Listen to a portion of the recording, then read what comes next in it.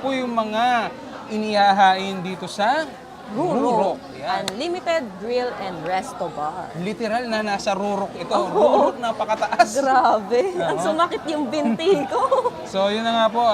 So, ano ba?